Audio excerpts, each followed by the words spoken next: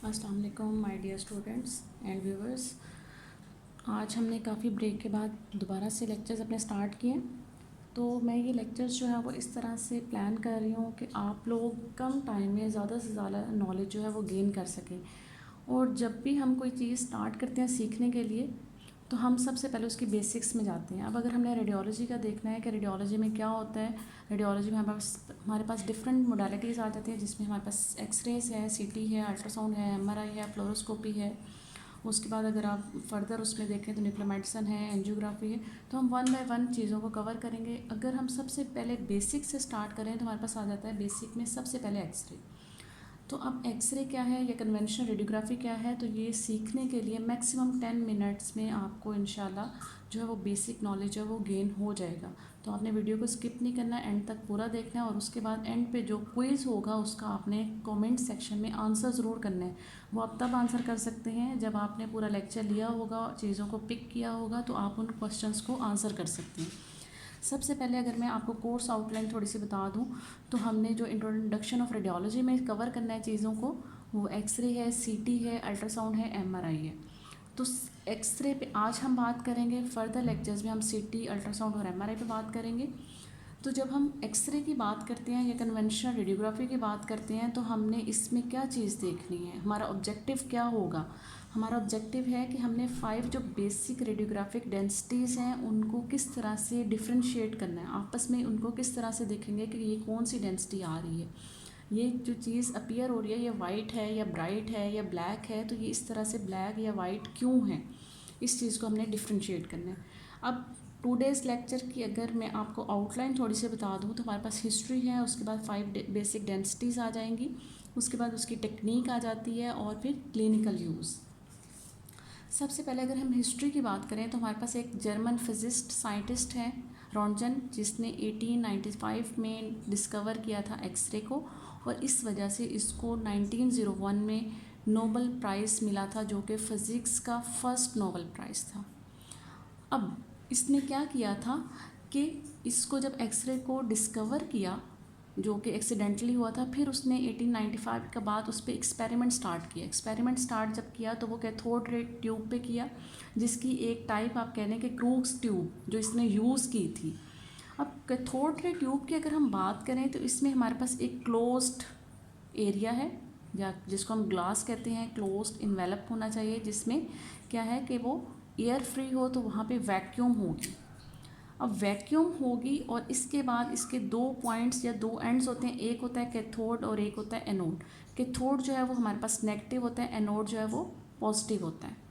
अब इसका फिनोमिना आप कह लें कि किस तरह से होता है कि यहाँ से जो इलेक्ट्रॉन्स हैं वो निकलेंगे, वो किस तरह से निकलेंगे, जब हम हाई पावर इसको देंगे। अब हाई पावर जो है वो हम कैसे देंगे कि हाई वोल्टेज हमारे पास अप्लाई होगा, तो जैसे ही हम वोल्टेज को अप्लाई करेंगे या स्विच ऑन करेंगे तो यहाँ से जो इलेक्ट्रॉन्स हैं वो रन करेंगे टूवर्ड्स द कैथोड, तो एनोड। कैथोड से इलेक्ट्रॉन्स निकलेंगे, वो टूवर्ड्स मूव करेंगे एनोड की तरफ, जब वहाँ पे वो स्ट्राइक करेंगे तो यहाँ से हमारे पास जो है वो एक्सरेज निकलती हैं। अब ये एक्सरेज तो निकलती हैं, लेकिन यहाँ पे क्या है, डिफरेंट इंट्रैक्शंस होते हैं, बहुत सारे इंट्रैक्शंस होते हैं, उसमें से 1% जो इंट्रैक्शन है वो एक्सरेज प्रोड्यूस करता है, जिसको हमने यूज़ करना है। तो हम बाकी इंट्रैक्शंस की यहाँ पे बात नहीं करेंगे, हम सिर्फ एक्सरेज पे फोकस करेंगे, क्योंकि हम एक्सरेज या फिर कन्वेंशनल रेडियोग्राफी पढ़ रहे हैं जिसको हमें यूज़ करना है। अब अगर यहाँ पे देखें तो हम कहते हैं कि ये हमारे पास 2 एक्सरेज हैं जो कि हैंड के एक्सरेज हैं। अगर हम इसको देखें तो हम ये कहते हैं कि ये फर्स्ट एवर एक्सरे था, और ये प्रिसेप्शन है कि ये शायद जो हमारे पास साइंटिस्ट है जिसने डिस्कवर किया था उसी की वाइफ का ये एक्सरे है, ठीक है, उसके वाइफ के। क्यों? क्योंकि अब ये भी कह सकते हैं कि ये मेल नहीं, फीमेल नहीं, ये मेल पेशेंट का एक्सरे है या किसी और का है, तो ये रिंग की वजह से हम ये एज्यूम करते हैं कि ये उसी साइंटिस्ट की वाइफ का एक्सरे है, क्योंकि ये फर्स्ट एक्सरे था, उसके बाद फर्दर होने। अब अगर यहाँ पे हम देखें तो ये किसी और पेशेंट का। अब इन दोनों एक्सरेज को अगर हम फोकस करें तो हमें क्या है कि कुछ एरियाज जो हैं वो वाइट नज़र आ रहे हैं, कुछ ब्लैक। अब अगर इन दोनों को कंपेयर करें तो ये दोनों एक दूसरे के ऑपोजिट हैं। यहाँ पे हमें जो शेडो ब्लैक नज़र आ रहा है और यहाँ पे हमें वाइट नज़र आ रहा है, तो हम ये इन्वर्ट इमेज की फिनोमिना जो है वो या टर्मिनोलॉजी है वो इसके लिए यूज़ करते हैं। अब कुछ वाइट या ब्लैक क्यों नज़र आते हैं, वो डिपेंड करता है कि उनकी डेंसिटी क्या है, एक्सरे की वहाँ पे जो इंटरेक्शन हो रही है वो किस तरह की इंटरेक्शन है, उसकी वजह से उसकी अपीयरेंस जो वो वाइट और ब्लैक होती है। अब कौन कौन सी हमारे पास डेंसिटीज़ आ जाती हैं, अगर हम यहाँ पे ये एक एक्सरे देखें तो ये हमारे पास अब्डोमिनल एरिया और पेल्विस एरिया का एक एक्सरे है जिसमें 5 डिफरेंट डेंसिटीज है। सबसे पहले एयर की बात कर लें, उसके बाद हमारे पास फैट आ जाती है, सॉफ्ट टिश्यू आ जाता है, और फिर बोन है, फिर मेटल है। तो एयर को अगर हम देखें तो ये एक्सरे के अंदर सबसे ज़्यादा डार्केस्ट जो हमें डेंसिटी मिलती है वो एयर होती है, क्योंकि इसमें से सारी की सारी जो रेज़ हैं वो पास आउट हो जाती हैं, उसमें कोई भी अटेन्यूएशन नहीं होती या रिफ्लेक्शन नहीं होती, जिसकी वजह से वो हमें डार्क नज़र आती है। डार्क तो और भी चीज़ें नज़र आती हैं, लेकिन जो डार्केस्ट एरिया होगा वो एयर होता है। उसके बाद फिर हम कहते हैं कि उसके बाद जो हमें डेंसिटी नज़र आती है वो फैट की होती है। उसकी डेंसिटी किस तरह से होती है कि वो बिटवीन द एयर और सॉफ्ट टिश्यू, तो इट्स मीन कि ये एयर से कम ब्लैक होगी लेकिन सॉफ्ट टिश्यू से ज़्यादा क्या है कि ये उन दोनों के दरमियान में है। सॉफ्ट टिश्यू जो है वो हमें ज़्यादा वाइट नज़र आएगा, लेकिन फैट जो है वो कम वाइट नज़र आएगी, लेकिन एयर की निस्बत जो है वो हमें वाइट नज़र आएगी। तो इसकी डेंसिटी जो है वो एयर और सॉफ्ट टिश्यूज़ के दरमियान में होती है। उसके बाद फिर हमारे पास सॉफ्ट टिश्यूज़ आ जाते हैं जो कि रिलेटिवली वाइट होते हैं या जिसको हम ब्राइट कह सकते हैं। फिर हम कहते हैं कि हमारे पास बोन की है जो कि डेंसिटी वाइट होती है, और फिर मेटल। अब अगर हम यहाँ पे ही देखें तो ये आपके पास एयर आ रही है जो कि आपको ब्लैक नज़र आएगी, लेकिन क्योंकि ये एक प्रिंटेड पिक्चर है तो आपको इतनी क्लियर नहीं आती, लेकिन जो आपके पास एग्जैक्ट एक्सरे होता है उसमें आप ये इजीली देख सकते हैं। उसके बाद फिर अगर हम यहाँ पे देखें तो ये हमारे पास फैट है, लेकिन अगर देखें कंपेयर करें एयर के साथ तो उसके निस्बत हमें ब्राइट नज़र आएगी, लेकिन सॉफ्ट टिश्यू की निस्बत हमें ये डार्क नज़र आएगी। उसके बाद ये बोन है जो हमें ब्राइट नज़र आएगी। फिर मेटल ऑब्जेक्ट अगर कोई भी पड़ा हुआ है तो वो हमें बोन से ज़्यादा वाइट नज़र आएगा। तो सबसे जो ब्राइटेस्ट डेंसिटी है वो मेटल की होती है, क्योंकि इसमें सबसे ज़्यादा अटेन्यूएशन होती है। अब जब हम एक्सरे को देखते हैं तो उसके हम ये कह रहे हैं कि 4 बॉर्डर्स होते हैं। जिस तरह से हम कहते हैं ये इसकी सुपीरियर साइड है, ये इसकी इन्फीरियर साइड है, ये इसकी लेफ़्ट साइड है, और ये इसकी राइट साइड है। तो उसके बाद फिर हमने देखना है कि फ़र्दर हमें एक्सरे में क्या नज़र आ रहा है। अब टेक्निक की अगर हम बात करें तो हम कहते हैं जब भी हम एक्सरे करते हैं तो एटलीस्ट हमने 2 व्यूज़ उसके ज़रूर लेने हैं। 2 व्यूज़ किस तरह से होंगे कि या तो हम स्टैंडिंग पोजीशन में ले सकते हैं, या फिर हम उसको सिटिंग पोजीशन हो सकती है, या उसकी लेइंग पोजीशन हो सकती है। लेकिन जो आपका व्यू बनेगा वो किस तरह से होगा कि या तो वो एपी होगा या पीए होगा, और या फिर उसका एक लेटरल होगा। यहाँ पे अगर हम देखें तो ये हमारे पास लेटरल व्यू है, जिसमें एक्सरे सोर्स जो है वो उसकी एक साइड लेटरल साइड से एंटर होगी और दूसरी जो लेटरल साइड पे है वो फिल्म होगी, तो इसको हम कहते हैं लेटरल व्यू। अब यहाँ पे अगर हम देखें तो यहाँ पे एक्सरे सोर्स जो है वो फ्रंट ऑफ द पेशेंट है, पेशेंट जो है वो लेइंग पोजीशन में है, और जो फिल्म है पेशेंट की बैक पे है। तो ये हमारे पास एपी या पीए इस तरह से आ जाता है। अगर जो एक्सरे ट्यूब है वो इस साइड पे ऑपोजिट चली जाए और फिल्म जो है वो ऑपोजिट हो जाए तो फिर हम इसको एपी से पीए में कन्वर्ट कर सकते हैं। उसके बाद हम कहते हैं कि जो हमारे पास अपराइट पोजीशन है या सुपाइन पोजीशन है, या फिर हम कहते हैं कि ये पेशेंट का जो एक्सरे है वो किस तरह का है, तो वो हमें कैसे पता चलेगा।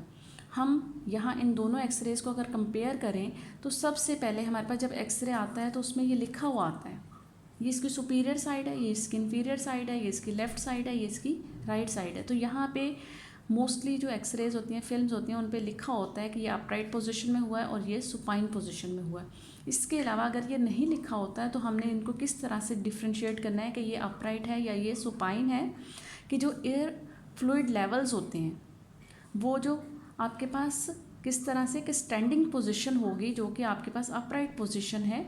सुपाइन जो है वो लेइंग पोजीशन होती है, स्टैंडिंग पोजीशन जो होती है वो अपराइट पोजीशन होती है। उसमें एयर फ्लूइड जो लेवल्स होते हैं वो हमें बाउल्स पे नज़र आते हैं। जैसे यहाँ पे हमें देखें तो ये हमें डिफरेंट लेवल्स पे एयर फ्लूइड नज़र आ रहे हैं, ठीक है।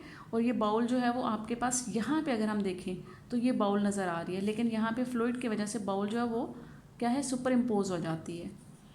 तो इस तरह से भी हम इन दोनों को डिफ्रेंशिएट कर सकते हैं कि ये एक्सरे जो है वो अपराइट पोजीशन में किया गया है या फिर सुपाइन पोजीशन में किया गया। मल्टीपल व्यूज़ की हम जब बात करें तो हम कहते हैं कि हमने मल्टीपल व्यूज़ क्यों करने हैं।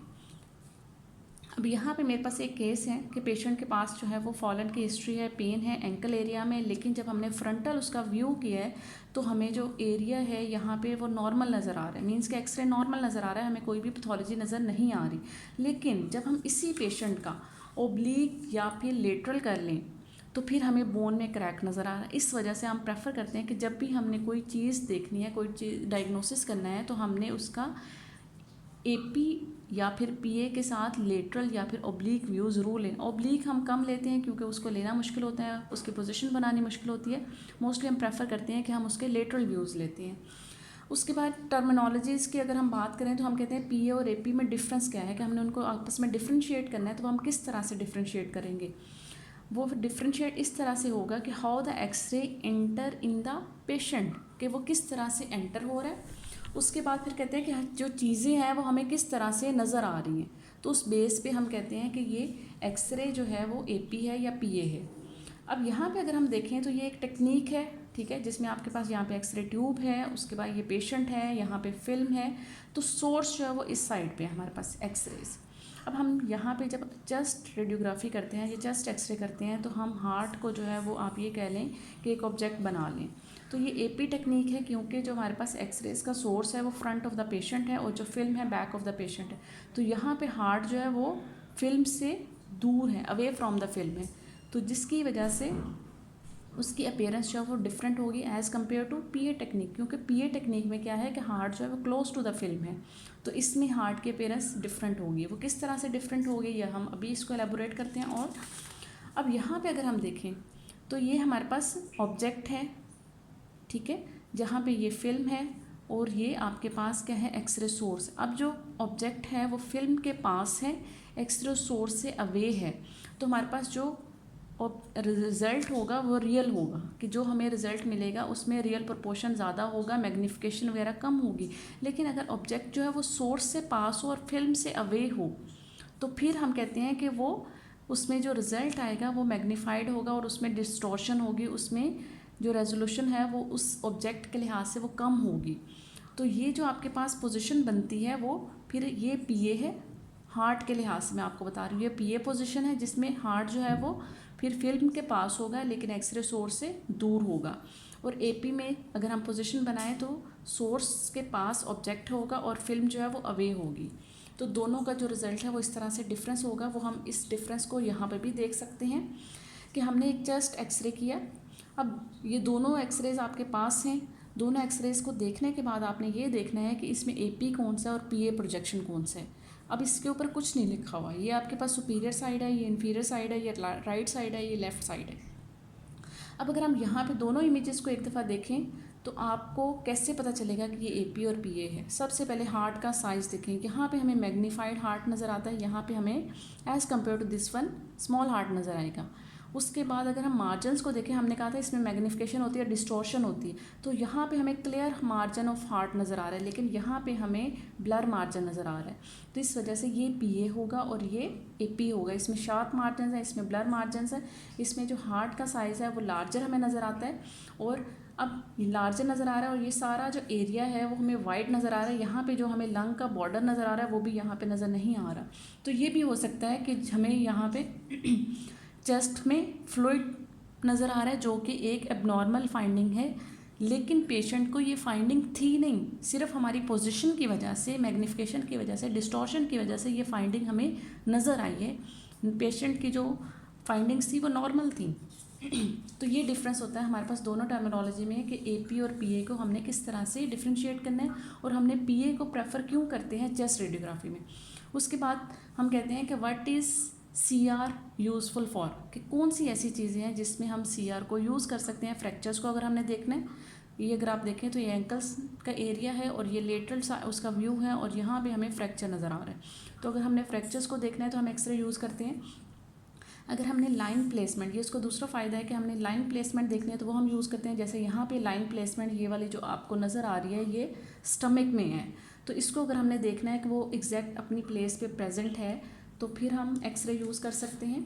यहाँ पे भी अगर हम देखें तो ये फीडिंग ट्यूब है किस में, एयरवेज में, तो ये इसको भी आप देख सकते हैं। तो ये आपने देखने के लिए कि इसकी पोजीशन ठीक है तो हम सिंपल एक्सरे करेंगे, आपको फर्दर किसी भी डायग्नोसिस की तरफ जाने की ज़रूरत ही नहीं है। उसके बाद एब्डोमिनल इमरजेंसीज हो सकते हैं जहाँ पे हम क्या है एक्सरेज को प्रेफर करते हैं, जैसे फ्री फ्लूइड है तो वो हम डायग्नोस कर सकते हैं एक्सरे पे। उसके लिए हमें फर्दर सीटी या फिर एमआरआई वगैरह की ज़रूरत नहीं है। आप यहाँ पे देखें, अगर आपको फर्दर लगता है कि नहीं इसकी फ़र्दर डायग्नोसिस होनी चाहिए तो आप उसको फर्दर जो है वो रेफ़र कर देते हैं। उसके बाद चेस्ट इमेजिंग में अगर हम देखें तो एक्सरे हम कहाँ कहाँ यूज़ कर सकते हैं। इसके अलावा भी बहुत सारे फ़ायदे हैं, लेकिन मैं कुछ आपको यहाँ पे बता देती हूँ। जैसे अगर आईसीयू का पेशेंट है, उसकी आपने कोई भी फाइंडिंग्स देखनी है तो आप उसके लिए सिंपल चेस्ट एक्सरे प्रेफर कर लें, क्योंकि आईसीयू का जो पेशेंट होता है उसके साथ बहुत सारी आप ये कह लें कि मशीनरीज अटैच होती हैं, जिसकी वजह से हम उसका एमआरआई नहीं कर सकते, इजीली उसका सीटी नहीं कर सकते, लेकिन हम सिंपली उसका एक चेस्ट एक्सरे कर सकते हैं। अगर पेशेंट को नमोनियाज वगैरह हैं या फ्लूइड वगैरह है, फ्लूइड लेवल से आपने देखनी है तो आप सिंपल एक्सरे जो है वो प्रेफर कर देते हैं। तो अगर आज के लेक्चर की हम थोड़ी सी समरी देखें कि हमें क्या चीज़ जो है वो हमने गेन की है या सीखी है, तो उसमें आपको 5 डेंसिटीज़ का पता होना चाहिए, जिसमें एयर आ जाती है, वाटर आ जाता है, फैट आ जाता है, बोन आ जाती है और मेटल के। एयर की अपीयरेंस कैसी होगी, मेटल की अपीयरेंस कैसी होगी अगर हम एक एक्सरे करेंगे। उसके बाद टेक्निक हमें पता होनी चाहिए, उसमें मल्टीपल व्यूज़ हमने लेते हैं, ठीक है। एपी और पीए का आपको डिफरेंस पता होना चाहिए कि दोनों में क्या डिफरेंस है। अब हमारे इस पूरे लेक्चर के बाद ये 2 क्विज़ हैं जिसको आपने सॉल्व करना है। सबसे पहले हम कहते हैं for PA chest film you placed the patient back against the film. तो ये ट्रू है या फिर फॉल्स है कि आप पीए चेस्ट फिल्म में जब आप पीए एक्सरे करते हैं तो उसमें पेशेंट की पोजीशन किस तरह से होगी कि उसकी बैक जो है वो फिल्म के साथ होगी या फिर उसके अगेंस्ट होगी। तो इसको आपने मुझे आंसर करना है कमेंट सेक्शन में। उसके बाद हम कहते हैं कि कार्डिक आउटलाइन जो है वो बेस्ट सीन किस में नज़र आएगा, एपी में नज़र आता है या फिर पीए में नज़र आता है। यह भी आपको मैंने बताया, तो इसलिए आपको इंशाल्लाह इसके बारे में पता होगा, तो इसलिए आपने इसको ज़रूर आंसर करना है। अभी के लिए अल्लाह हाफिज़। नेक्स्ट लेक्चर में हम फर्दर टॉपिक के साथ मिलेंगे इंशाल्लाह। अल्लाह हाफिज़।